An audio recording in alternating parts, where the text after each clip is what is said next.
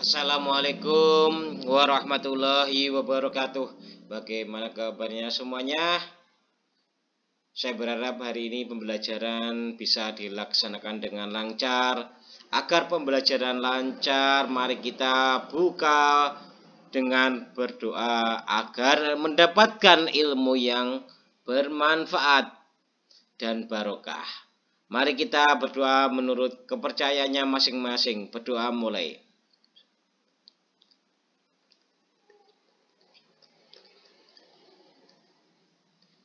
Selesai. Pada hari ini kita belajar di kelas 11 SMK jurusan akuntansi. Nah, hari ini kita mempelajari tentang KD 3.2 dan 4.2 untuk melanjutkan materi yang lalu. Materi yang lalu kita mempelajari konsep persamaan dasar akuntansi pemerintah daerah. Hari ini kita mempelajari debit dan kredit dalam akuntansi pemerintah daerah. Mari kita belajar bersama-sama mempelajari debit dan kredit dalam akuntansi pemerintah daerah. Debit dan kredit dalam akuntansi pemerintah daerah. Dalam akuntansi dengan menggunakan sistem double entry terdapat mekanisme debit dan kredit, yaitu sebagai berikut. Debit dalam akuntansi berasal dari bahasa Latin deber, ya, dan bahasa Latin yang merupakan lawan dari kredit. Jadi kolom debit menunjukkan adanya pertambahan nilai atau bersaldo normal untuk kelompok akun aset dan beban. Adapun untuk kelompok liabilitas, ekuitas, dan pendapatan yang berada di sisi debit, berarti transaksi tersebut mengalami penurunan nilai atau saldo. Ya. Untuk apa itu beban, ekuitas, liabilitas sudah dibahas minggu yang lalu. Masih ingat kan bahwa beban adalah suatu bentuk penurunan manfaat ekonomi atau potensi jasa dalam periode pelaporan yang menurunkan ekuitas atau modal. Beban dapat berupa pengeluaran, konsumsi aset, atau munculnya liabilitas sebagai akibat dari adanya satu transaksi. Masih ingat ya, apa itu beban, apa itu aset, apa liabilitas, ekuitas. Jadi bisa dibuka di materi sebelumnya.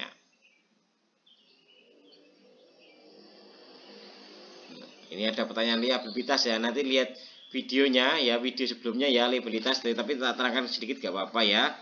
Liabilitas adalah kewajiban yang harus dilunasi oleh lembaga atau instansi pemerintah atau perusahaan kepada pihak ketiga sebagai akibat adanya transaksi sebelumnya. Ya, dilihat di YouTube sebelumnya. Terus kita bahas tadi sudah debit, sekarang kredit. Kredit dalam akuntansi berasal dari bahasa Latin yaitu credere yang merupakan lawan dari debit. Sisi atau kolom atau kredit menunjukkan adanya pertambahan nilai atau saldo normal bagi kelompok akun liabilitas, ekuitas, dan pendapatan. Adapun untuk kelompok akun aset dan beban yang berada di sisi kredit menunjukkan telah terjadi penurunan nilai atau saldo normal. Paham ya? Kredit dalam akuntansi berasal dari bahasa Latin credere yang merupakan lawan dari debit. Sisi atau kolom untuk kredit menunjukkan adanya pertambahan nilai atau saldo normal bagi kelompok liabilitas, ekuitas, dan pendapatan. Adapun untuk kelompok akun aset dan beban berada di sisi kredit menunjukkan telah terjadi penurunan nilai atau saldo normalnya. Nah, kalau nanti bingung liabilitas, ekuitas yang minggu lalu, nanti link YouTube-nya tak taruh bawahnya biar enak membukanya.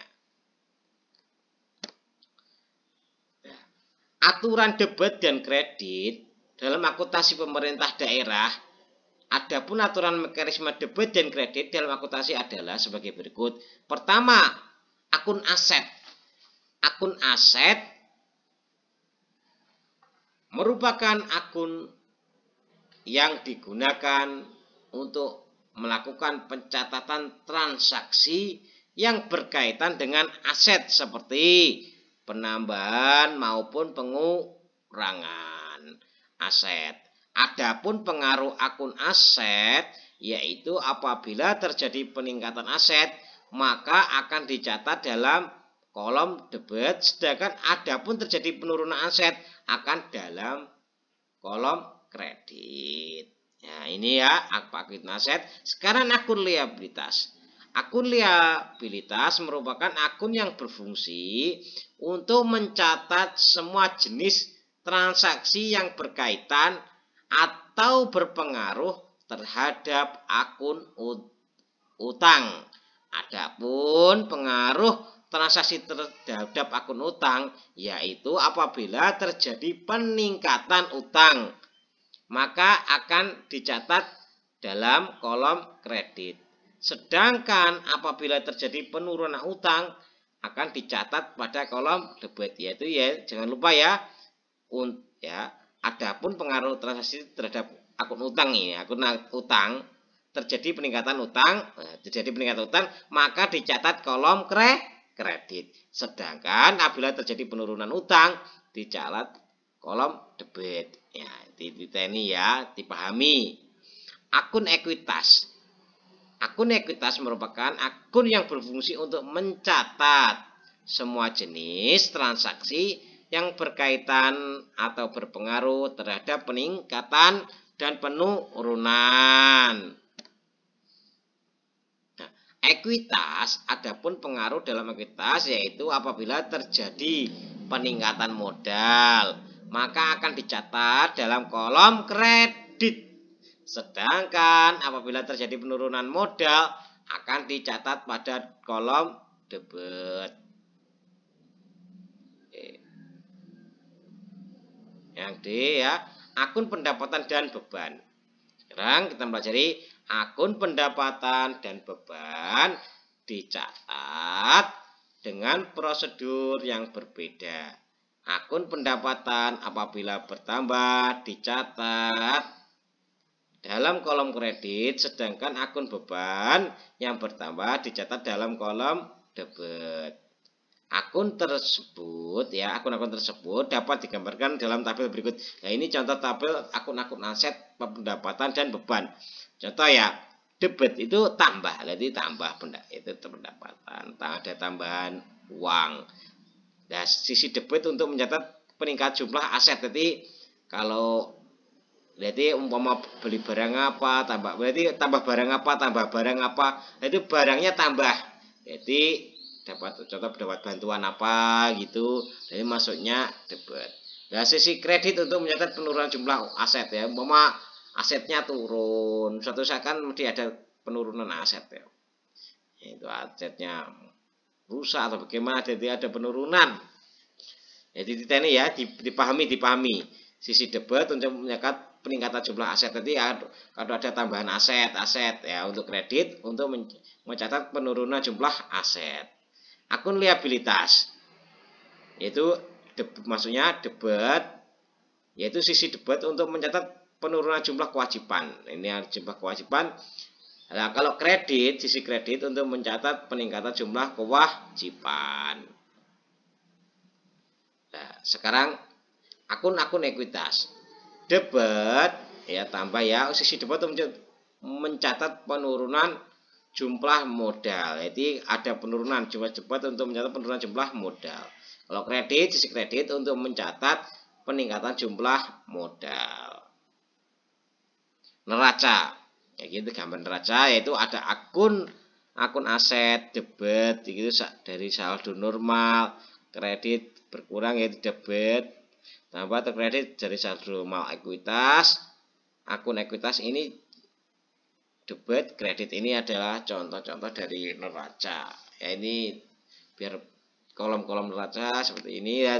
Sekarang akun ekuitas, ada aset akun beban, ada liabilitas akun pendapatan, ada debit, ada kredit.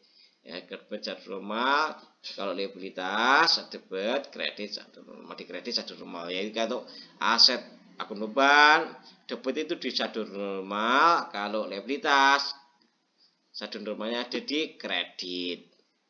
Aturan debit dan kredit dikenal dalam sistem pembukuan berpasangan. Aturan yang dimaksud dalam sistem tersebut yaitu jenis rekening, contoh aset bertambah D berkurang K, utang K D berkurang, itu debit kredit, maksudnya DK debit kredit.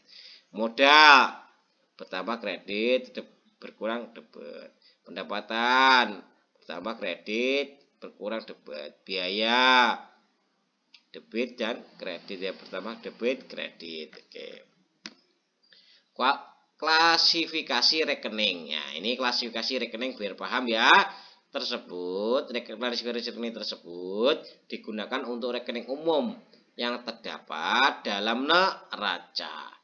Namun dalam aturan debit dan kredit pada struktur pemerintah daerah, transaksi yang berakibat bertambah aset akan dicatat pada sisi debit. Sedangkan transaksi yang berakibat pada berkurangnya aset akan dicatat pada sisi kredit. Hal tersebut sama untuk akun belanja dan pengeluaran pembiayaan. Adapun untuk akun utang, ekuitas dana, pendapatan, dan penerimaan pembiayaan, apabila transaksi mengakibat pertambahan pada akun tersebut akan dicatat pada kolom kredit. Sebaliknya apabila mengakibatkan pengurangan akan dicatat pada sisi debit.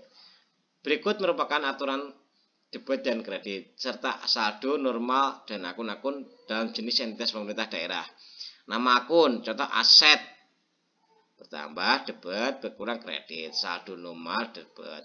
Liabilitas kredit debit kredit. Jadi ekuitas dana kredit debit kredit, pendapatan kredit debit kredit, belanja debit kredit debit, penerimaan pembiayaan kredit debit kredit, pengeluaran debit kredit debit. Jadi pertama berkurang saldo normal. Nah, ini adalah info dari sumber akuntansi www.akuntansilengkap.com. Contoh laporan perubahan saldo anggaran lebih, penyajian laporan perubahan saldo anggaran lebih LPSA meliputi pos-pos yaitu berikut: saldo anggaran lebih awal saldo tahun sebelumnya, penggunaan saldo anggaran lebih, sisa saldo sisa lebih atau kurang pembiayaan anggaran silpa atau sikpa tahun berjalan, koreksi kesalahan pembukuan tahun sebelumnya, saldo anggaran lebih akhir untuk periode berjalan. Penyajian pos-pos tersebut dilakukan secara komparatif dalam periode sebelumnya.